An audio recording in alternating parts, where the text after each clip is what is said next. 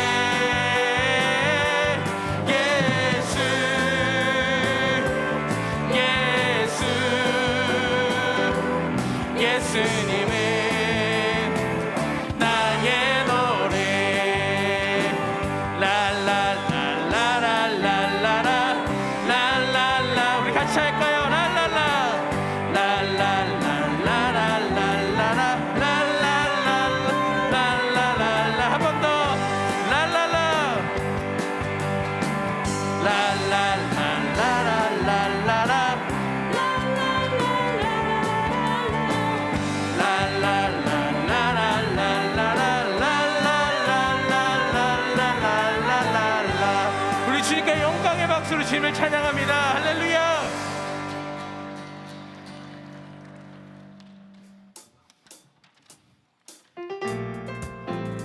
우리의 소망은 오직 예수뿐입니다. 우리 이 시간 우리의 몸의 소망은 예수 그리스도라는 사실을 우리 이 시간 같이 찬송가를 통해 같이 고백하도록 하겠습니다.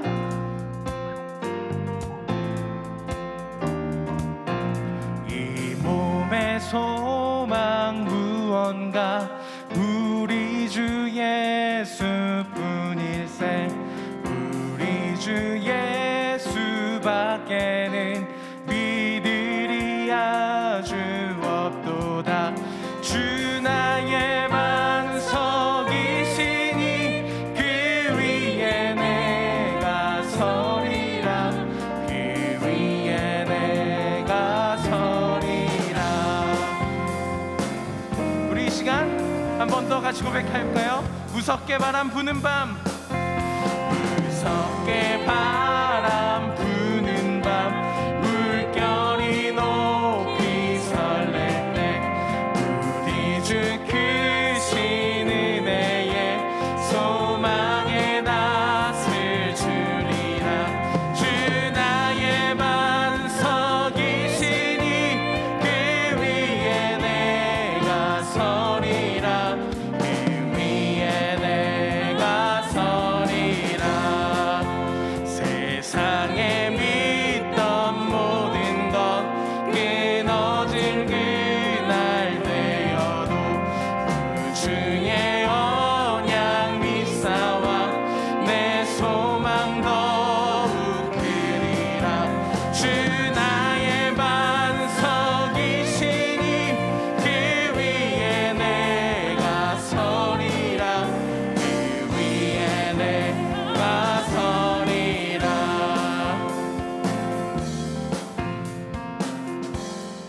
바라던 천국 올라가, 바라던 천국 올라가 하나님 앞에 배울 때 주의 은혜를 힘입어 어여. 우리 한 번 더 고백할까요? 바라던 천국 올라가, 바라던 천국 올라가 하나님 앞에 배울 때 주의 은혜를 힘입어 어여치 바로 서리라.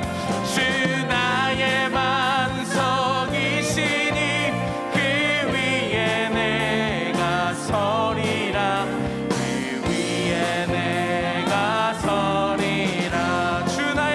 주 나의 반석이시니 그 위에 내가 서리라.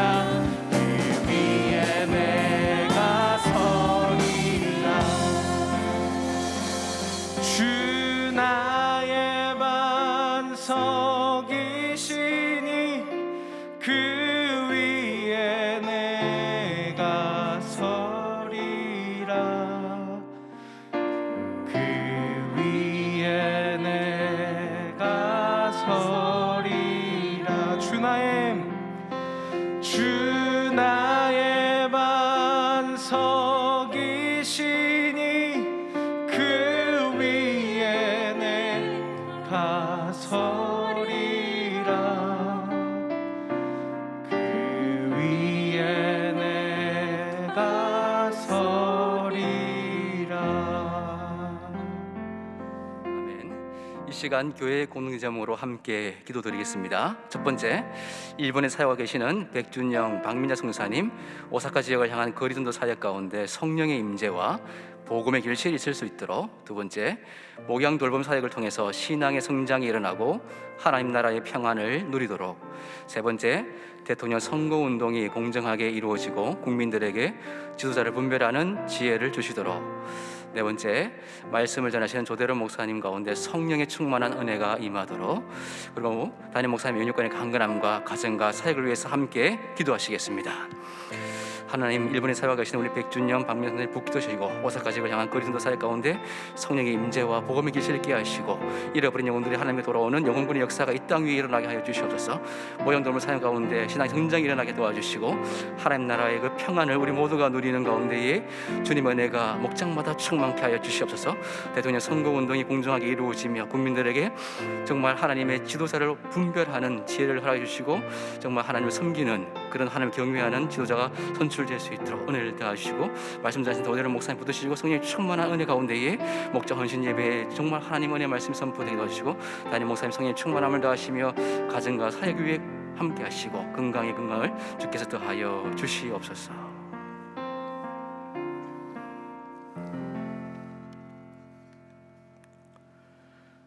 할렐루야. 저희들을 하나님의 귀한 자녀로 삼아주시고 코로나 위기 상황 속에서도 사랑과 은혜로 여기까지 지켜 보호하여 주시고 이끌어 주신 하나님 아버지 감사합니다.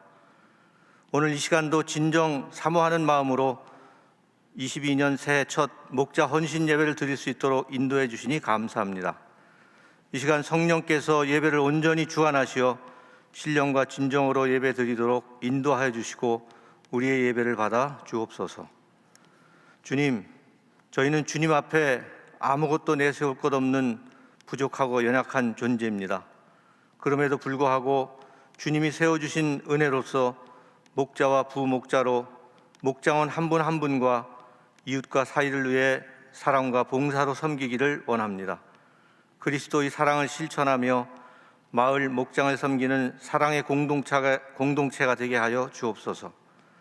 삶에 지쳐 맡은 일을 충실히 감당하지 못하는 허물도 있지만 최선을 다하는 모습으로 주님 앞에 나아가기를 원합니다. 우리의 삶을 통하여 하나님 나라를 확장하는 아름다운 마을 목장 공동체가 되도록 인도하여 주옵소서. 주님, 저희는 다른 사람에게 존중받기를 원합니다. 다른 사람들이 나를 존중해 주지 않을 때 상처를 받고 아파합니다. 그러나 우리는 정작 다른 사람을 존중하지 못하고 깎아내리려 하는 이기적인 악한 습성을 갖고 있음을 고백합니다. 주님, 우리를 불쌍히 여겨 주옵소서. 섬김을 받기보다는 섬기기 위해 오셔서 직접 삶의 본을 보이신 주님, 죽기까지 우리를 사랑하시고 부활하셔서 우리를 구원하여 주신 주님, 주님의 십자가의 보혈과 은혜에 감사합니다. 주님의 헌신의 마음을 본받아 가정과 목장과 교회와 이웃을 섬기는 삶을 살아가도록 우리를 인도하여 주옵소서. 특별히 선한 목자 되시는 주님을 본받아 주님의 몸된 성전을 겸손한 마음으로 섬기게 하시고 가정에서나 일터에서나 삶의 어느 곳에 있든지 하나님의 뜻에 합당하게 행하는 복된 섬김의 삶을 살아가도록 인도하여 주옵소서. 주님, 금년 새해에도 우리의 사명인 삶의 현장을 하나님 나라로 세워나갈 수 있도록 말씀을 기억하고 기도하는 생활과 복음 전도 사역을 통하여 다시 쓰는 믿음의 회복 행전으로 나아가기를 소망합니다. 믿음의 본질을 깨달아 굳건하게 다음 세대에 아름다운 믿음의 유산을 남기는 교회로 성장하도록 축복하여 주옵소서. 우리를 귀한 말씀으로 이끌어 가시는 담임 목사님에게 지혜와 능력과 건강을 주시고 영육간에 강건하게 붙잡아 주시고 풍성한 은혜의 말씀을 선포하도록 성령님 늘 동행하여 주옵소서. 교회 모든 교역자와 직분자에게도 동일한 은혜를 내려주시고 교회의 각 기관과 사역부서를 축복하시고 합력하여 선을 이루어가게 하옵소서. 이 시간 목자 헌신 예배에 하나님께서 귀 쓰시는 지구촌 교회 조대로 목사님을 보내주셔서 감사합니다. 말씀을 증거하실 때 성령께서 역사하여 주셔서 주의 음성을 듣게 하시고 말씀대로 순종하여 살기를 결단하는 은혜의 시간이 되게 하옵소서. 하나님께 영광 올리며 여러모로 예배를 섬기는 성도들에게 하나님의 풍성한 은혜로 채워 주옵소서. 예배 시종을 주님께 의탁하며 우리의 선한 목자 되시는 예수 그리스도 이름으로 기도드립니다. 아멘.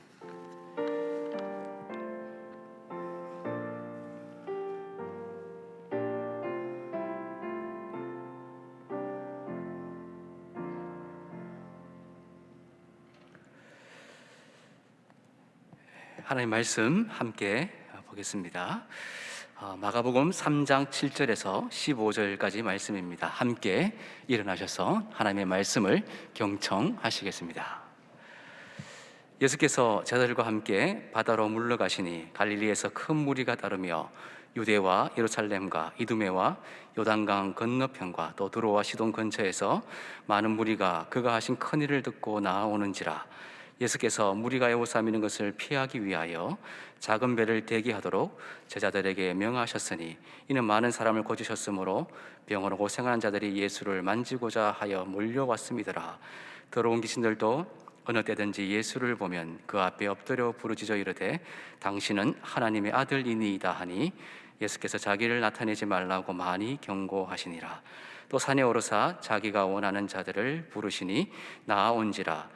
이에 12를 세우셨으니 이는 자기와 함께 있게 하시고 또 보내사 전도도 하며 귀신을 내쫓는 권능도 가지게 하려 하심이라. 이 말씀은 하나님의 말씀입니다. 아멘. 오늘은 조대로 목사님께서 말씀 전해주시게 됩니다.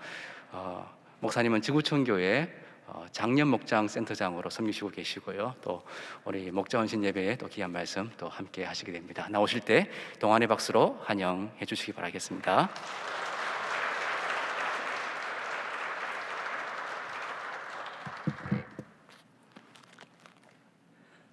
네, 방금 소개받은 지구촌교회 조대로 목사입니다. 여러분들이 조대로 앉으셨다면 훨씬 더 좋으셨을 텐데 제가 이렇게 소개할 때 항상 조대로 앉은 그룹에 가서는 이렇게 소개를 하는데 오늘 예배라서 혹시 여러분 그 겨울에 가장 첫 번째로 내리는 눈이 뭐죠? 첫눈. 자, 우리 좌우에 계신 분들한테 첫눈에 반했습니다. 한번 인사하겠습니다. 첫눈에 반했습니다. 요즘 우리 자가격리자가 많아지면서 그 정신과에 이런 문의가 많다고 그래요. 집에 혼자 있는 시간이 많아지다 보니까 나도 모르게 벽이나 화초에게 말을 걸게 되는데 이거 괜찮은 겁니까? 네, 괜찮다고 합니다. 그런데 그건 괜찮은데 나는 가만히 있는데 벽이나 화초가 먼저 말을 걸어온다든지 아니면 반대로 내가 질문했을 때 그쪽에서 대답을 해오면 그건 안 된다고 합니다. 아마 이 코로나 상황 속에서 생긴 유머인 것 같은데 이 이야기를 듣다 보니까 그런 마음이 들었습니다. 그럼에도 불구하고 사람은 누군가 마음을 나누고 삶을 나눌 대상이 필요하구나. 우리는 모두 나눔할 사람이 필요합니다. 지난 가을에 저희 교회와 또 한국 소그룹 목회연구원이 목회데이터 연구소와 같이 협력해서 설문을 조사한 것이 있었습니다. 한국교회 1000명의 성도를 상대로 이 1000명은 한 교회 성도가 아니라 각각 모두 다른 교회 성도들을 상대로 설문을 했습니다. 한국교회 소그룹에 대해서 설문을 했는데 그중에 제가 한 3가지 정도만 준비를 해와봤습니다. 이런 질문이었습니다. 첫 번째가 어떤 내용이냐면 지난 한 주 동안 신앙생활을 어떻게 하셨습니까? 예배와 설교와 또 아니면 기독교 방송을 보면서 신앙 나눔과 성경 공부, 큐티 모임 어떻게 하셨습니까? 라고 물었더니 소그룹에 참여하는 분들이 주황 색깔입니다. 그런 분들이 그렇지 않은 분들에 비해서 어떻습니까? 월등하게 더 수치가 높게 나옵니다. 그리고 부정적인 질문에는 훨씬 더 수치가 낮게 나옵니다. 무슨 이야기입니까? 소그룹에 참여하시는 분들이 주중에 신앙생활을 더 잘 하신다는 의미죠. 자, 두 번째 이런 질문도 있었습니다. 교회에 대한 인식이 어떤지, 예배에 대해서 얼마나 관심을 가지고 있는지, 성도들과의 나눔을 통해서 성경 공부나 또 기도 생활을 얼마나 잘 하는지, 신앙적으로 성장하고 있는지, 아니면 교회에서 어떤 신앙훈련, 교육훈련이 생겼을 때 얼마나 참여할 마음이 있는지를 물었습니다. 역시 어떻습니까? 소그룹에 참여하시는 분들이 월등하게 더 높은 수치를 나타내고 있습니다. 또 이런 질문도 해봤습니다. 혹시 당신의 교회에서는 누가 믿음이 신앙생활을 제일 잘하는 것 같습니까? 라고 질문을 했더니 누가 가장 높은 수치였냐 하면 누굽니까? 소그룹 리더라고 대답하는 분들이 가장 많았습니다. 소그룹 리더들이 가장 신앙생활 잘합니다. 그리고 두 번째가 누굽니까? 그 소그룹에 정기적으로 참여하는 분들, 그런 분들이 오히려 중직자들보다도 더 높은 수치로 결과가 나왔습니다. 물론 중직자이면서 속으로 하시는 분도 계시니까 뭐 그런 경우도 있겠습니다만, 그만큼 교회 안에서 이 목장교회가 가지고 있는 중요성에 대해서 이 설문을 통해서 잘 보여준 것 같습니다. 그래서 여러분, 교회 안에 다양한 성도님들이 많이 계시지만 그 중에서 이 동안교회의 영적 수준을 좌우하는 건 누굴까요? 누굽니까? 바로 목자님들입니다. 목자님들이 어떤 영적 수준을 가지고 있느냐에 따라서 그 교회의 영적 수준이 좌우된다고 해도 과언이 아닌 것입니다. 오늘 제가 목자 헌신 예배 왔으니까 아마 이 자리에 목자님들이 많으실 텐데요, 우리 좌우에 계신 분들을 그런 의미에서 한번 축복을 더 하겠습니다. 당신이 동안교회의 얼굴입니다. 한번 해볼까요? 시작. 당신이 동안교회의 얼굴입니다. 이 교회 이름이 중요한 것 같아요. 제가 보니까 다들 동안이신 것 같습니다. 우리 한 번 더 이렇게 축복하시죠.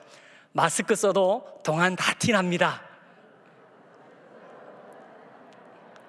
네, 교회 안에 많은 성도님들이 계시지만 사실은 그 교회의 영적 수준은 바로 소그룹 리더들에게 달려있다고 해도 과언이 아닙니다. 오늘 우리가 읽었던 본문에도 보면 예수님을 따랐던 많은 유형의 사람들이 나옵니다. 첫 번째 나왔던 사람들이 누구냐 하면 제자들이었습니다. 7절과 또 9절, 또 오늘 읽진 않았지만 16절 이하에는 그 제자들의 이름이 구체적으로 소개되죠. 자, 또 예수님을 따랐던 사람들 누가 있나 봤더니 큰 무리 혹은 많은 무리라고 번역된 7절과 8절에 나오는 무리들이 있었습니다. 자, 그리고요, 우리말로는 똑같은 무리지만 9절에 보니까 또 다른 무리가 나옵니다. 7절과 8절에 나오는 무리가 플레도스라고 하는 무리라면 이 9절에 나오는 무리는 오클로스라고 하는 무리입니다. 여러분, 이 오클로스라고 하는 무리는 사실 뭐 신학자들에 따라서 비슷하다고 얘기하지만 좀 더 차이를 굳이 얘기한다면, 앞서 나왔던 플레도스라고 하는 무리는 예수님의 소문을 듣고 멀리서 주님을 찾아왔던 무리들이라면, 이 9절에 나오는 오클로스 무리들은 예수님께서 행하시는 기적과 치유를 보면서 거기에 감동을 받아서 더 열정적으로 주님을 쫓았던 무리들을 일컫는 말입니다.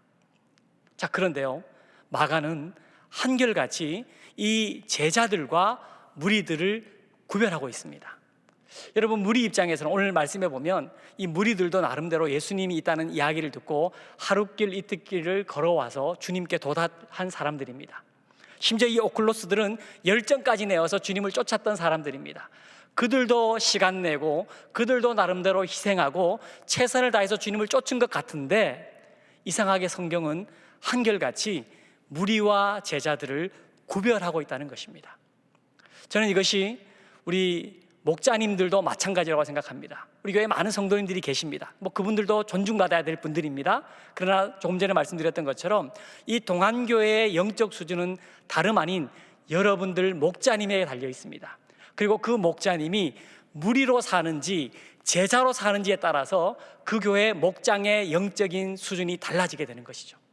그래서 오늘 제가 함께 여러분들에게 모든 목자님은 제자해야 됩니다, 이런 주제로 함께 말씀을 나누고자 합니다. 자, 그러면 제자로 살기 위해서, 제자가 되기 위해서는 우리가 어떤 삶을 살아야 될까요? 제가 세 가지만 말씀을 전하고 가겠습니다. 첫 번째로 제자가 되기 위해서, 제자스러운 목자가 되기 위해서 기억할 것은 바로 물러나는 삶을 살아야 됩니다. 수시로 물러날 줄 알아야 됩니다. 자, 우리 오늘 본문의 7절 말씀을 같이 한번 읽어보도록 하겠습니다. 자, 7절 시작. 예수께서 제자들과 함께 바다로 물러가시니 갈릴리에서 큰 무리가 따르며, 여기 보니까 물러가시니라는 헬라어 아네코레센이라는 말은 마가복음에서 이곳에서만 사용되는 단어입니다. 그러니까 한 번밖에 안 썼다는 말은 뭡니까? 눈에 띈다는 거죠. 여기 좀 봐주세요, 이런 의미입니다. 예수님이 물러가셨습니다. 그런데요, 이 단어는 한 번밖에 안 쓰여지만 성경에 보면 예수님이 사역을 하시다가 물러나신 일들이 참 많이 있습니다. 핸드릭슨이라고 하는 주석가는 이 본문을 주석하면서 이런 이야기를 했습니다. 마가복음 2장에 주님께서 중풍병자를 치유하고 난 이후에 이제 처음으로 바리새인들과의 충돌이 일어납니다. 그리고 그 충돌 이후에 주님이 하셨던 첫 번째 행동이 뭐였냐면 물러나시는 것이었습니다. 그런데 오늘 이 본문은 바리새인들과의 네 번째 충돌인데, 이 네 번째 충돌 이후에 물러나셨다는 것 역시 결코 우연이 아니다라고 얘기했습니다. 빈센트라고 하는 신학자도 이렇게 주석을 했더라고요. 마가복음에서 예수님이 이 일을 떠나 한적한 곳으로 가신 것은 최소 몇 번이나 된다고요? 11번이나 된다고 얘기합니다. 실제로 성경을 보면 주님께서 맨 처음 공생의 사역을 시작할 때도 주님이 어디로 물러가셨습니까? 광야로 물러나셨습니다. 주님께서 12제자를 부르실 때도 물러나셨습니다. 오병이어 기적을 일으키신 이후에도 주님은 물러나셨습니다. 변화산으로 물러나시고 겟세마네에도 물러나시고 주님은 수시로 물러나셨습니다. 왜 그랬을까요? 제자들에게 진짜 제자는 수시로 물러날 줄 알아야 돼. 여러분, 제자는요 물러날 줄 아는 사람입니다. 어쩌면 여러분들이 이 헌신 예배 오는 것도 물러나기 위해서 오신 것 아닙니까? 바로 삶의 현장에서 물러나는 것. 우리가 교회 설교 때 자주 인용하는 블레이즈 파스칼은 이런 이야기를 했습니다. 인간의 모든 문제는 방에 혼자서 가만히 앉아있지 못한 데서 온다. 이게 무슨 말이냐면, 문제가 생겼을 때 그때는 조금 가만히 물러나서 주님과의 시간을 가져야 되는데, 그냥 그 문제를 해결해 보겠다고 내가 더 나서고 안절부절 못하고 이리저리 기웃거리다가 오히려 더 그 큰 문제를 만들게 된다는 겁니다.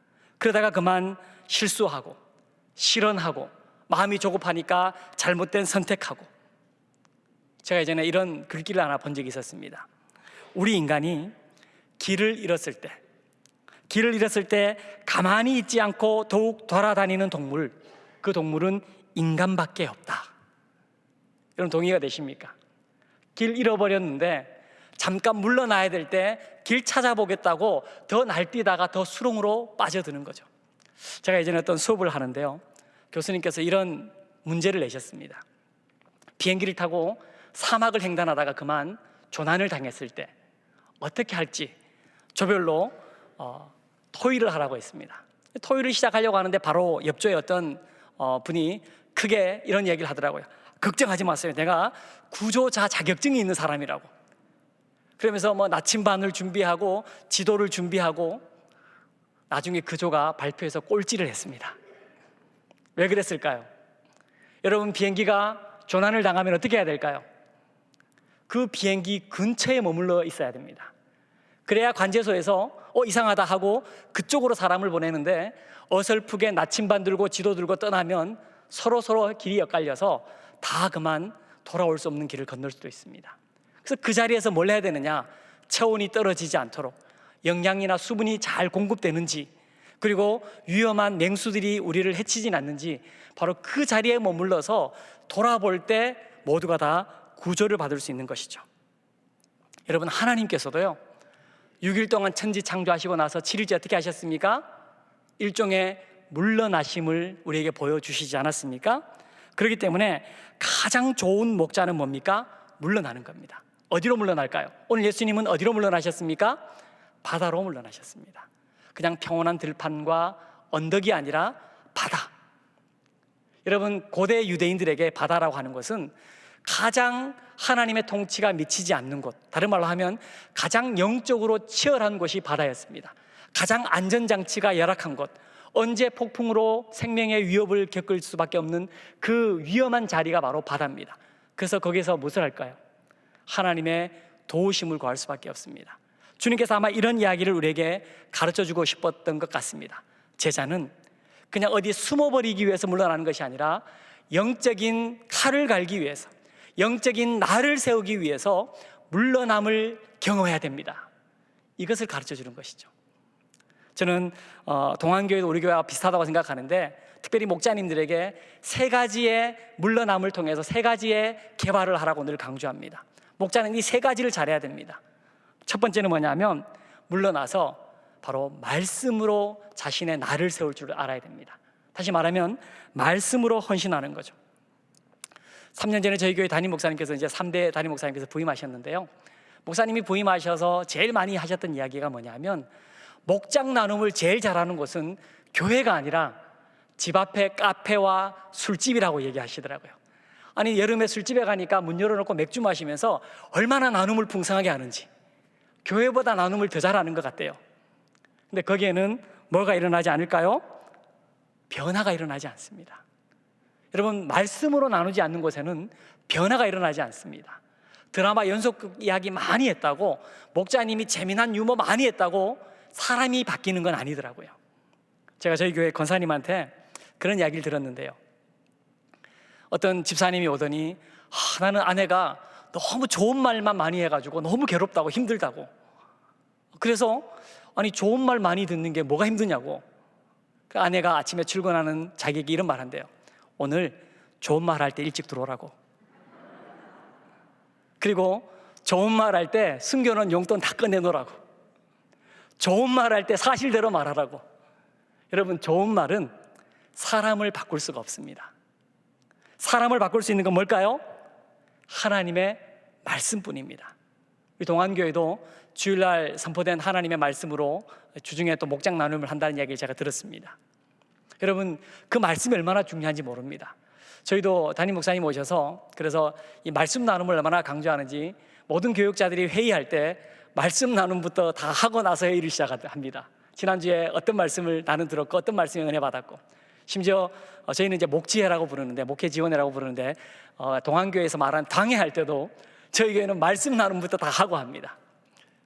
제가 지구촌교회 처음 이제 왔을 때 마을장님들하고, 그러니까 마을 총무님들이겠죠, 마을 총무님들하고 같이 이렇게 셀 모임을 하는데 제일 빈번하게 들었던 얘기 중에 하나가 뭐냐면 이런 얘기였어요. 그분들이 그 당시에 지구촌교회에 와서 주일마다 너무 말씀의 은혜를 받고 정말 말씀에 감격하면서 신앙생활을 시작하고 있는데, 몇 주, 어떤 분은 몇 달 지났더니 목사님이 새로 오셨대요.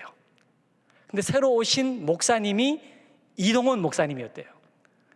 그러면 지금까지 우리가 이동원 목사님인 줄 알고 도대체 말씀드렸던 그분은 누구야? 그분이 누구셨을까요? 김영준 목사님이셨다고 하더라고요. 지구촌 교회에 계시면서. 그래서 많은 분들이, 그 당시 오신 분들이 그분이 이동원 목사님인 줄 알고 말씀을 들었고, 또 심지어 우리 부목사님들에게 이런 전설이 남아있는데, 담임 목사님이 안 계신데 교회를 부흥시킨 부목사님이셨다고. 한 주 한 주 아마 최선을 다해서 지금 여러분들에게 하시는 것처럼 말씀을 전하셨던 것 같습니다. 여러분, 그런 말씀이라면 목자님들은 물러나서 그 말씀을 잘, 말씀의 칼을 갈고 이 말씀을 붙들고 내가 어떻게 살았는지, 어떻게 살다가 때로는 넘어졌는지, 어떻게 믿음으로 승리했는지 그 말씀을 나눠야 사람이 변화될 줄로 믿습니다. 또 목자님은요, 어떤 거죠? 하나님의 사람 되기 위해서 물러나서 나는 정말 하나님의 사람인가? 제가 개인적으로 참 좋아하는 말이 있습니다. 달라스 윌라드가 한 말인데요, 공동체원들에게 보일 수 있는 최고의 선물은 뭘까요? 하나님 앞에서 달라지는 내 모습이다. 여러분, 아멘이십니까?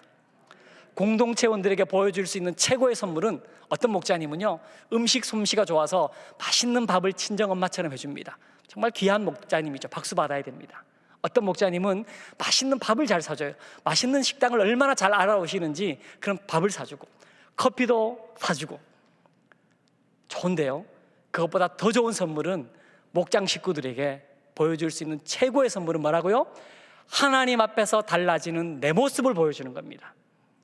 물러남을 통해서 하나님 앞에 달라지는 내 모습을 날마다 회복하는 우리 귀한 목자님들 되시기를 축복합니다. 두 번째로, 우리가 제자로 살기 위해서, 제자다운 목자가 되기 위해서 기억할 것, 그것은 예수님과 함께 해야 됩니다. 예수님과 함께하는 목자. 자, 우리 14절 말씀 같이 한번 읽어보겠습니다. 자, 시작. 이에 12를 세우셨으니 이는 자기와 함께 있게 하시고 또 보내사 전도도 하며. 여기 보니까 제자를 세우신 목적이 나오는데요. 자, 먼저 뭐라고 했습니까? 그 이유, 12를 세운 이유가 뭐라고요? 이는 자기와 함께 있게 하시고. 여러분, 예수님은 제자들 불러서 다짜고짜 야 전도해, 내 증인이다라고 그렇게 처음부터 말씀하시지 않았습니다. 주님은 제자들에게 처음에 뭐라고 얘기했습니까? 나와 함께 하자고 말씀하셨습니다. RT 프란스라고 하는 분의 쓴 마가복음 주석에 보니까 이 부분을 이렇게 주석했더라고요.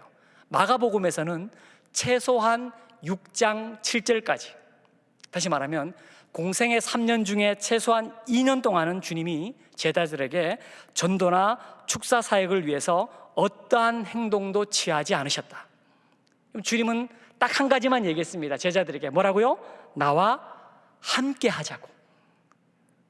나중에 사도행전에 보면 가룟 유다가 이 세상을 떠나고 난 다음에 제자들이 사도들을 새롭게 한 분 추가로 선정합니다. 그때 했던 말씀이 뭡니까? 사도행전 1장 22절에 보면 새롭게 사도를 선출할 때 자격은 단 하나였습니다. 사도행전 1장 22절 뭐라고 되어 있습니까? 항상 우리와 함께 다니던 사람 중에 하나를 세워서. 자격이 다른 게 아니었습니다. 어떤 사람요? 함께 한 사람. 함께 한 사람. 2해 전에 코로나가 처음 시작되었을 때 벌써 3년째가 됐네요. 제가 그 무렵에 한참 이 제자와 관련된 책을 여러 권 탐독한 적이 있었습니다. 제자에 대해서. 근데 그때 이 제자에 대한 여러 책들을 보면서 가장 마음에 와닿았던 것 중에 하나가 뭐냐면, 원래 고대에서는 뭐 지금도 그럴 것 같은데요, 우리나라도 마찬가지고 누가 누구를 찾아갑니까? 제자가 어디 뛰어난 스승이 있다는 소문을 듣고 찾아가서 스승님, 절 좀 제자로 받아주십시오, 이렇게 하는 게 보통 관례입니다. 그런데 성경의 예수님은 유일하게 어떻게 합니까? 스승이 먼저 제자를 찾아갔습니다. 그래서인지 이 제자를 부를 때 아주 독특한 표현이 하나 있습니다. 그게 뭐냐면, 자 13절 말씀해 보니까 또 산에 오르사, 자 그 다음 뭐라고 되어 있습니까? 또 산에 오르사, 그 다음 자기가 원하는 자들을 부르시니. 자 여러분, 제자는 누굽니까? 주님이 원하셔서 부른 사람입니다. 여러분, 목자님들 제자 맞으십니까? 그럼 이런 프라이드가 필요할 것 같아요. 나는 최소한 누가 원해서 불렀다고요? 주님께서 원해서 부르신 사람이다. 아, 주님이 내 능력 보고 부른 것도 아니고 내가 똑똑하고 실력이 좋아서 부른 것도 아니고 그냥 주님이 마음에 들어 하셔서, 부족함 많지만 그냥 흔쾌히 좋아하셔서 나를 부르셨구나. 한번 따라해 보시죠. 나는 누가 뭐래도 예수님 마음에 든 사람이다. 아멘이십니까? 얼마나 감사한지요. 똑똑한 사람 불렀다면, 잘난 사람만 불렀다면 아마 저도 못 부름을 받았을 겁니다. 그런데 주님이 좋아해 주셔서, 여러분 생각해 보세요. 마음에 든 사람 있으면 어떻습니까? 누가 마음에 들면 여러분 어떻게 해요? 같이 있고 싶잖아요. 함께 하고 싶잖아요. 그래서 예수님께서 십자가를 지시기 전에 요한복음 15장에 보면 제자들에게 나는 포도나무라고 말하면서 뭐라고 했습니까? 나의 안에 거하라 라고 말씀했습니다. 그래야 너희들이 많은 열매를 맺을 수 있기 때문에, 너희들이 나를 떠나면 더 이상 열매를 맺을 수 없기 때문에. 그래서 주님은 제자들에게 많은 것을 요구하지 않았습니다. 나와 함께 하자, 나와 함께 있자. 자, 그래서 14절 말씀에 주님께서 조금 전에 읽었던 것처럼 자기와 함께 있게 하시고 라고 말씀했습니다. 자, 그런데요, 이 있다라는 말 헬라어로 에임이라고 하는데, 이 에임은 영어의 비동사에 해당됩니다. 정관 목사님이 쓰신 감사가 내 인생의 답이라는 책에 보면 이런 문구가 있습니다. 제가 좀 너무 좋아서 문구를 한번 가져와 봤는데 같이 한번 읽어볼까요? 자, 시작. doing도 감사지만 being도 감사입니다. 이게 무슨 말이냐면, 어떤 좋은 결과가 있어서, 좋은 일이 생겨서 하는 감사도 감사 맞습니다. 그런데 더 귀한 감사는 뭘까요? 존재로 인한 감사입니다. 이게 무슨 말이냐면, 여러분, 뭐 좋은 일이 있어서 감사하는 것은 일시적이지 않습니까? 그런데 만약에 누군가가 마음을 바꿔서, 자, 지구가 존재하는 것 감사합니까? 감사 안 합니까? 지구가 존재 안 하면, 또 지구가 자전을 하고 공전을 하는 것, 지구가 도는 것 감사입니까? 감사 아닙니까? 만약 지구가 멈추면 정말 상상하기 어려운 일들이 일어날 것입니다. 그래서 여러분, 제가 교회 생활 하다 보니까, 신앙생활 하다 보니까 진짜 믿음 좋은 사람들은요, 두인 감사도 물론 잘하지만 그것 안 하는 분들도 많지만, 그러나 진짜 믿음 좋은 사람들은 두인 때문에 감사한 게 아니라 뭐 때문에요? 존재 자체를 감사하는 거예요. 그래서 정말 믿음 좋은 권사님들은 우리 아들 공부 못해도 그냥 가출 안 하고 집에 있는 것만 해도 감사합니다. 이런 분들이 정말 지혜롭게 신앙생활 잘하더라고요. 우리 아이 취업 빨리 안 해도 그냥 아들이 요즘 같은 세상에 그냥 삼시세끼 밥만 잘 먹어도, 갑자기 얼굴이 어두워지시는데, 감사합니다라고 고백하는 사람들이 진짜 믿음 좋은 사람들이죠. 왜냐하면 그런 사람들이 감사하죠. 저는 목장도 똑같다고 생각합니다. 가끔씩 제가 저희 교회도 그런 목자님들이 정말 아주 가끔 있습니다. 목사님, 성격 좋은 분 보내주세요. 아니 목사님, 정말 믿음 좋은 분이 어떻게 없을까요? 목장에 오실 분들? 예. 근데 여러분, 정말 뛰어난 목자님은 그냥 우리 목장 식구들이 있는 것만 해도, 아니 가끔 결석해도 괜찮으니까 다른 목장 안 간다고 하는 것만 해도 감사합니다. 이런 분들은 정말 뛰어난 목자님들이신 거죠. 최광현 교수님이 쓴 가족의 두 얼굴이라는 책에 보면 이런 내용이 나옵니다. 제가 보다가 한참을 웃었는데요. 주인이 2번 바뀐 경험을 한 애완견은 더 이상 애완견 역할을 할 수가 없다 그럽니다. 주인이 바뀐 충격 때문에 우울해지거나 공격 성향이 강해진대요. 제가 이것을 보고 왜 웃었냐면, 이게 목장도 그런 거 아닐까. 본의 아니게 목자가 2번 바뀐 사람들은, 물론 배가에서 바뀌는 거 말고요, 막 목장에서 싫어요, 저분 싫어해서 상처받아가지고 2번 이상 목자가 본의 아니게 바뀌는 것을 경험하신 분들은 사람에 대한 신뢰가 떨어질 겁니다. 목장에 대한 기대가 사라질 겁니다. 여기도 마찬가지예요. 가끔 제가 어떤 분들하고 얘기하면 목장에 안 가겠다고 하시는 분들이 종종 계시더라고요. 물어보면 저 예전에 목장에서 상처받아서 안 가고 싶어요. 그래서 여러분, 정말 좋은 목자님은 물론 와서 나눔도 잘하고 같이 도와주는 목장 식구 있으면 좋지만, 때로는 하나님 앞에 주님 그냥 있어 주는 것만 해도 감사해요. 함께 하는 것만 해도 감사해요. 그런 게 얼마나 중요한지 모릅니다. 자, 그런데 함께 해서 뭘 할까요? 사실 제가 이 본문을 가지고 한참 묵상을 했습니다. 그럼 함께 해서 뭘 할까? 그런데 어떤 주석을 보면서 제가 무릎을 탁 쳤습니다. 그게 뭐냐 하면, 여러분, 예수님이 왜 이렇게 함께 하자고 하셨을까? 이런 것 때문에 아니겠습니까? 하나님께서 인간을 창조하시고 인간이 타락한 이후에, 아담이 범죄한 이후에 우리 인간이 하나님께 받았던 가장 큰 저주는 뭐였습니까? 바로 하나님과의 사귐 단절이었습니다. 그런데 독생자 예수 그리스도께서 다시 이 땅에 오셔서 가장 제자들에게 하셨던 중요한 말씀은 뭐라고요? 야, 나랑 함께 하자. 나랑 다시 사귀자. 나와 함께 하면서 내 안에 거하면서 열매도 맺고 또 나의 성품도 닮아가고 나의 속성도 담고 나의 형상을 다시 회복하자. 그게 바로 우리가 주님과 함께하는 이유 아니겠습니까? 존 스타트 목사님이 제자도라는 책에서 이런 이야기를 했습니다. 우리 같이 한번 읽어볼까요? 같이 한번 읽겠습니다. 시작. 성육신 하신 그리스도를 닮고 섬김의 삶을 사신 그리스도를 닮고 사랑의 삶을 사신 그리스도를 닮고 오래 참으신, 그리고 선교의 사명을 감당하신 그리스도를 닮아야 한다. 여러분, 아멘이십니까? 여러분, 이 닮음은 어떻게 될까요? 어떻게 닮을 수 있을까요? 가르친다고 닮을 수 있을까요? 배운다고, 학습한다고 닮을 수 있을까요? 가장 좋은 닮음은 함께 하면 닮습니다. 자녀가 부모의 뒷모습을 보고 닮는다고 하지 않습니까? 같이 있다 보면 닮게 돼요.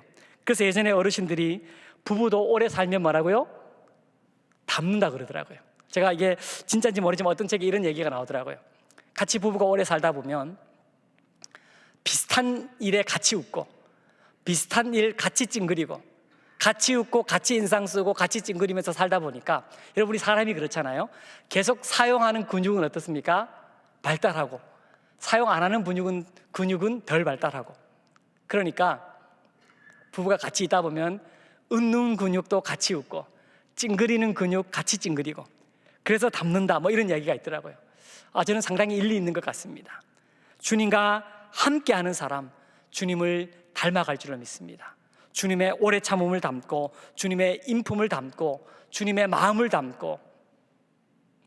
마지막 세 번째로, 제자로 살아가기 위해서 중요한 것은 뭐냐면, 바로 제자는 사명으로 살아가는 사람입니다. 자, 우리 읽었던 14절 그리고 이어서 15절까지 한 번 더 같이 읽어보도록 하겠습니다. 자, 시작. 이에 12를 세우셨으니 이는 자기와 함께 있게 하시고 또 보내사 전도도 하며 귀신을 내쫓는 권능도 가지게 하려 하심이라. 자기와 함께 있게 하고 난 이후에 뭐라고요? 또 보내사라고 말씀이 이어지고 있습니다. 여러분, 이 보내다라는 말, 아포스텔레라고 하는 말은 우리가 흔히 말하는 사도라고 하는 아포스톨로스의 동사형입니다. 그래서 신학자들은 이 보내다라는 단어는 실은 사명을 가장 잘 나타내는 단어라고 이렇게 얘기를 합니다. 보내다, 보냄을 받았다. 그래서 톰 나이트는 이 부분을 아예 이렇게 번역을 했더라고요. 또 사자로도 보내시고 귀신들을 물리칠 권세도 주셨다. 이렇게 번역을 했어요. 또 표준세 번역, 공동번역, NRSV, NLT도 보면 여기에 12를 세우셨다는 말을 이 보내다는 말과 같이 결합해서 아예 처음부터 이렇게 번역을 했더라고요. 사도를 세우셨으니, 아예 사도라고 번역을 했습니다. 여러분, 제자는 어떤 사람입니까? 보냄받은 사람입니다. 사명 가진 사람들입니다. 그 사명 가지고 뭘 합니까? 아까 14절 15절에 보니까 전도도 하고 그 사명 가지고 귀신도 내어찍고 하나님이 원하시는 사역도 감당하는 것이죠. 그래서 여러분, 목자는 사명으로 세워진 사람입니다. 가장 먼저 해야 될 것, 그래서 목자는요, 다른 어떤 사역보다도 영혼 구원을 위한 사역을 합니다. 저희가 지난 2년 동안 코로나 때문에 많은 부분을 포기했는데 그래도 우리가 전도 행사만큼은 했습니다. 아니, 지금도 보면 주일에 교회에 등록하러 오시는 분들이 계십니다. 심지어 예수님을 안 믿던 분들이요. 저희 담임 목사님께서 가끔 그런 농담을 하셔요. 아니, 성도님들도 30%밖에 안 오는데, 어떤 때는 성도님들도 20%밖에 안 오는데 어떻게 교회에 오셨냐고. 도리어 저희들이 깜짝깜짝 놀랍니다. 그런데 달리 생각해 보면 세상이 이렇다고, 사회가 이렇다고 예수님이 필요 없는 것은 아닙니다. 여전히 주님이 필요합니다. 그래서 이제 개강을 하셨으니까 가장 먼저 해야 될 것, 아마 이런 것도 배우셨을 겁니다. 첫 번째 모일 때 우리 목장 식구들에게 종이를 하나씩 나눠드리든 아니면 어떤 같은 이렇게 페이퍼를 돌리든 하셔서 우리 올해 전도하실 분 우리 한 명 이상 이름 다 적어냅시다. 뭐 반발하실 분도 계세요. 오랫동안 목장하신 분들은 권사님 저 10년 동안 적어냈는데 아직도 한 번도 안 왔어요. 괜찮습니다. 11년, 12년째 올지 어떻게 합니까? 아니, 이분은 도저히 예수 안 믿을 것 같아요. 여러분, 도저히 안 믿을 것 같은 분들이 얼마나 예수 믿는 일이 일어납니까? 그래서 개강하셨을 때 우리 이름 적어내고 매주마다 목장 모임 마칠 때 그분이 안 오시면 어떻습니까? 내년에 오시면 어떻습니까? 우리가 할 수 있는 거 뭐 있습니까? 기도하는 거죠. 주님, 이 영혼 구원하여 주옵소서. 하나님의 때에 다시 믿음을 회복할 수 있도록 도와주옵소서. 이 영혼을 묶고 있는 모든 악한 권세, 어둠의 권세들이 깨어지게 하옵소서. 필요하면 중보기도실에 기도 부탁도 하시고. 그래서 여러분, 좋은 목자님은 다른 어떤 것보다도 전도하는 사역, 한 영혼을 위해서 마음을 가지는 목자님이 되어야 될 줄로 믿습니다. 뿐만 아니라 또 우리가 어떤 일을 합니까? 귀신을 내어 쫓는 사명도 있습니다. 말씀해 보니까 귀신을 내쫓는 권능도 주셨대요. 자, 그런데 여러분, 이 귀신을 내쫓는 권능을 보면서 우리가 오해하시면 안 됩니다. 제자들은 전도도 잘하고 귀신도 잘 쫓고 무엇이든지 슈퍼맨처럼 척척 잘하는구나. 근데 여기서 말하는 귀신을 내쫓는 권능은 파워가 아닙니다. 그렇게 번역한 성경도 있지만 대부분은 권위를 의미하는 authority라는 번역을 쓰고 있습니다. 이게 무슨 말이냐면 제자들이 특별한 능력이 생겨서 귀신을 내쫓는 게 아니라 지금 제자들은 누구의 권위를 가지고요? 예수님이 허락하신 권위를 가지고 지금 귀신을 내어 쫓는다, 이런 의미입니다. 여러분, 교회에서 여러분을 목자로 세웠다는 건 뭡니까? 여러분들에게 권위를 주신 겁니다. 어떤 권위요? 한 영혼을 목양할 수 있는 권위, 그분을 위해서 기도할 수 있는 권위, 그분들을 돌볼 수 있게 하는 권위. 때로 목사님들이 다 못 돌보는 그 한 영혼을 가슴에 품고 그 영혼을 마치 어린 양처럼 돌아볼 수 있도록 하는 권위를 바로 여러분들에게 주신 줄로 믿습니다. 바로 그 권위 가지고 우리가 한 영혼을 양육하고 돌아보고 그분들이 믿음으로 성장하게 해야 되는 것이죠. 지난 봄에 제가 저희 교회는 채플이 이제 두 곳이 있는데 한쪽 채플에서 회의를 마치고 반대편 채플로 건너가다가 우연찮게 어떤 라디오를 들었습니다. 공영 방송이었는데 라디오를 듣다가 라디오 사연에 제가 크게 감동을 받은 적이 있었습니다. 사연을 보낸 분이 이런 분이었습니다. 충남 예산에서 사과 농사를 짓는 아버님을 둔 한 따님의 사연이었습니다. 친정 아버지가 가을이 돼서 사과를 따고 이제 공판장에 내다 팔면 늘 가격이 변변치 못해서 딸로서 늘 마음 아프고 속상해했는데 그 아버지를 어떻게 도울까 생각하다가 문득 떠오른 아이디어 중에 하나가 뭐냐 하면 이걸 인터넷으로 한번 팔아보자. 그래서 인터넷에 이 상품을 올리고 이제 아버지 사과를 팔겠다고 이렇게 자기가 나름대로 최선을 다했더니 한 이틀 정도 지나니까 아침에 전화가 오더래요. 전화가 오면서 사과를 주문할 테니까 어디로 보내주십시오. 또 전화가 오더니 사과 보내주십시오. 그래서 무려 30박스를 팔았답니다. 뭐 다른 집에 30박스는 큰 박스가 아니지만 자기 집에서 이 30박스는 엄청나게 많은 양이래요. 사과를 보내고 모처럼 아버지한테 큰 도움이 됐다라는 기쁨을 가지고 있었는데 한 이틀 남짓, 3일 남짓 지났더니 이른 아침에 뭔가 짜증나는 기분 나쁜 전화벨이 울리더래요. 전화를 받았더니 느닷없이 상대편에서 아니 명절에 쓰려고 주문했는데 이렇게 다 멍들고 터진 사과를 보내면 어떡하냐고 막 짜증내는 목소리의 항의 전화가 왔습니다. 다시 보내라고, 취소하라고. 그 전화가 끊기가 무섭게 또 전화가 옵니다. 아니 무슨 이런 사과를 보내냐고, 당신 지금 정신이 있는 거냐고. 갑작스럽게 생각하지 못한 전화를 계속 받다 보니까 정말 너무너무 당황되고 나중에 알고 봤더니 본인들이 인터넷으로 처음 물건을 팔아봐서 이 사과를 망을 이렇게 씌워서 넣을 뿐만 아니라 그 사과가 움직이지 않도록 좌우에 위아래도 스티로폼으로 이렇게 고정을 딱 했어야 됐는데 처음 하다 보니까 사과 망만 씌워가지고 그냥 박스에 넣어서 배달을 시킨 거예요. 그랬더니 자기들끼리 막 안에서 부딪혀가지고 멍들고 터지고 해서 사과가 도착을 해버린 것이죠. 너무 놀라서 아버님을 찾아갔더니 이야기를 들은 아버지도 70이 넘으신 아버지, 가뭄과 태풍과 장마까지 다 이겨내셨던 아버지도 그 소식을 듣더니 손을 벌벌벌 떠시더래요. 딸이 얼마나 미안했겠어요. 그런 아버지에게 도움 주기는커녕. 근데 아버지가 잠시 고개를 떨구고 옆에 있던 사과 상자를 물끄러미 쳐다보시더니 이런 이야기를 하시더래요. 이게 제가 충청도 사투리로 해야 되는데 잘 안 되면 어떡하죠? 나는 말이요, 저 상자 옆구리를 보면 기분이 너무 좋아. 생산자 이름을 쓰도록 저렇게 비워뒀자뇨. 사먹는 사람들이야 눈길 한 번 안 죽었지만 1년 내내 눈비 맞고 농사 짓고 나서 가장 나중에 쓰는 것, 그게 바로 저기에 쓰는 내 이름 석자요. 학창시절 큰 도시로 간 친구들은 번듯한 명함을 양복 주머니에 넣고 와서 자랑스럽게 뿌리고 다니지만 나는 국민학교 때 아버지 돌아가시고 그때부터 남의 집 농사일 도와주고 일당 받는 게 전부였는데, 그래서 명함도 변변찮게 없는데 그나마 저 사과 상자에 쓰는 내 이름 석자, 그것이 나는 그렇게 뿌듯하고 눈물 날 수가 없더라고. 그래서 나는 스스로 다짐하기를 저 이름 석자에 부끄러운 짓 하지 말면서 살자. 그게 나의 자부심이라고. 그러더니 아버님이 이야기하기를 사과 받은 모든 고객들에게 일일이 전화해서 상태를 물어보고 사과를 다시 보내라고 얘기했습니다. 딸이 얼마나 미안했겠습니까? 그리고 아버지가 너무 강하게 얘기했기 때문에 더 이상 어떻게 따져볼 겨를도 없이 어쩔 수 없이 연락 안 온 모든 집까지 일일이 전화를 하거나 혹은 문자를 보냈다고 합니다. 이런 내용이었습니다. 저는 최근에 택배를 받으신 생산자 박아무개 씨의 딸입니다. 받으신 사과의 상태가 어떠신지 궁금해서 문자 드립니다.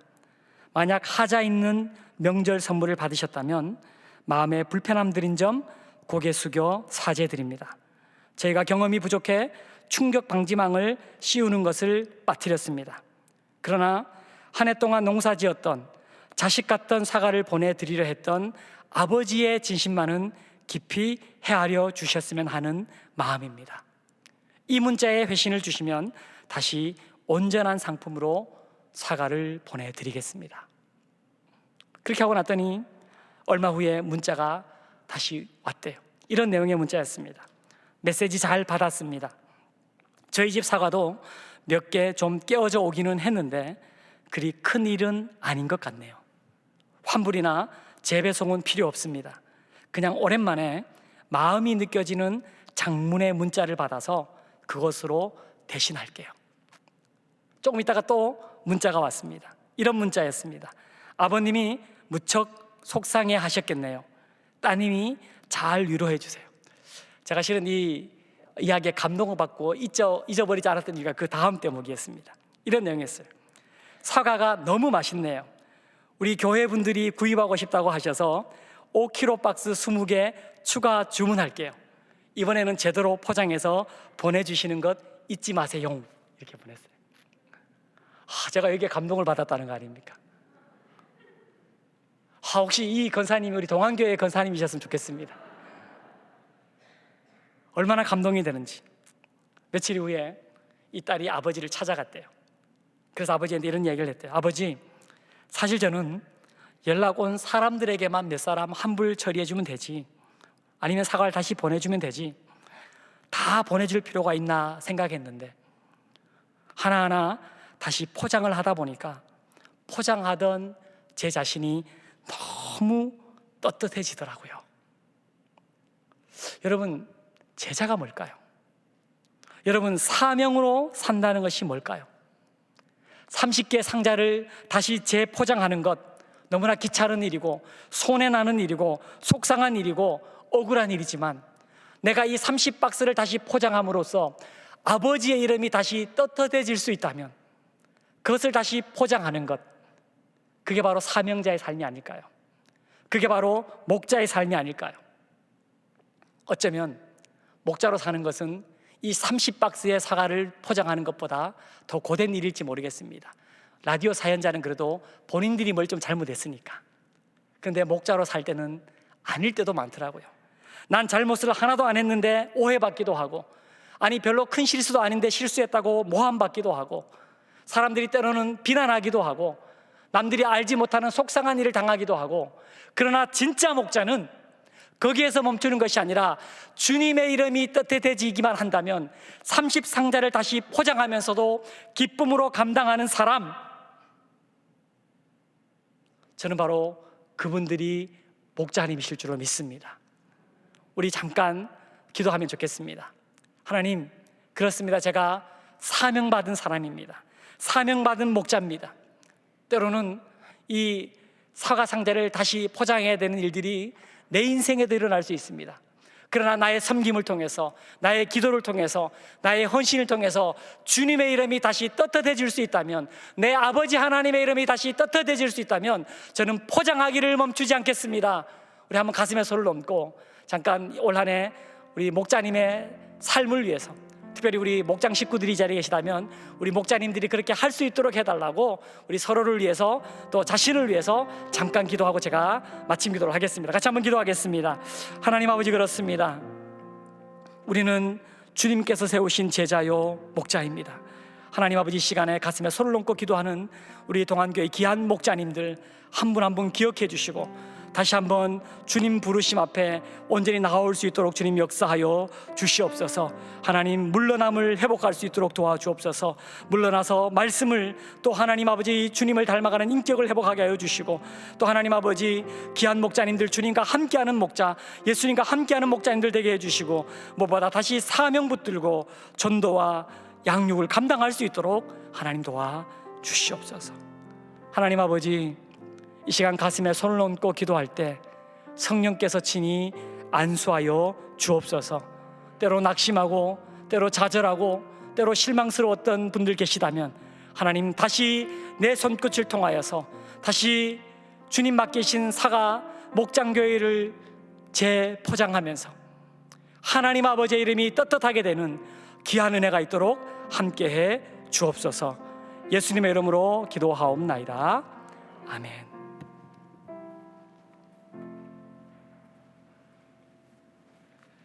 네, 귀한 말씀 감사드립니다.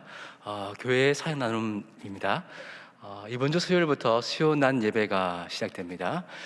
예배와 함께 우리 목장 지도자 모임도 진행되고요. 그리고 이제 목양 돌봄 사역에 대해서 이런저런 부분들을 함께 나누게 되는데, 우리 목자님들, 또 부목자님들, 우리 목장원들 또 함께하는 또 복된 시간 되시고요. 이제 부득이 참석하시기 조금 힘드신 분들은 실시간 영상으로 예배가 진행됩니다. 또 함께 또 마음으로 또 기도하며 또 상반기 목장 사역 잘 진행될 수 있도록 그렇게 부탁드리고요. 충북기도학교 훈련생 모집하고 있습니다. 이제 중부기도학교를 통해서 많은 신앙 고백과 간증들이 많이 일어나고 있습니다. 그래서 각 마을별로 또 기한 훈련에 또 4개월 훈련 잘 진행될 수 있도록 각 마을별로 또 건면해 주시고 또 참석 부탁드리겠습니다. 나머지 광고 주보 참조하시고요. 우리 결단 찬송 449장 함께 찬송하겠습니다.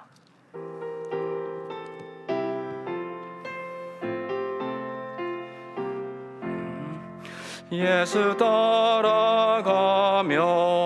복음 순종하면 우리 행할 길 환하겠네. 주를 의지하며 순종하는 자를 주가 안위해 주시리라. 의지하고 순종하는 길은 예수 안에 즐겁고 복된 길이로다. 해를 당하거나 오래 고생할 때 주가 위로해 주시겠네. 주를 의지하며 순종하는 자를 주가 안위해 주시리라. 의지하고 순종하는 길은 예수 안에 즐겁고 복된 길이로다. 남의 짐을 지고 슬픔 위로하면 주가 상급을 주시겠네. 주를 의지하며 순종하는 자를 항상 복 내려 주시리라. 의지하고 순종하는 길은 예수 안에 즐겁고 복된 길이로다. 우리 받은 것을 주께 다 드리면 우리 기쁨이 넘치겠네. 주를 의지하며 순종하는 자를 은혜 풍성케 하시리라. 의지하고 순종하는 길은 예수 안에 즐겁고 복된 길이로다. 주를 힘입어서 말씀 잘 배우고 주를 모시고 살아가세. 주를 의지하며 항상 순종하면 주가 사랑해 주시리라. 의지하고 순종하는 길은 예수 안에 즐겁고 복된 길이로다.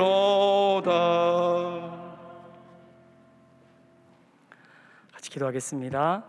하나님 아버지, 이 시간 새롭게 한 해를 시작하며 특별히 목장을 다시 오픈하며 하나님 앞에 헌신을 다짐하신 귀한 한 분 한 분의 목자님들, 또 마을 총무님들 주께서 은혜 주시고 오늘 말씀 붙들고 일어설 수 있도록 함께해 주옵소서.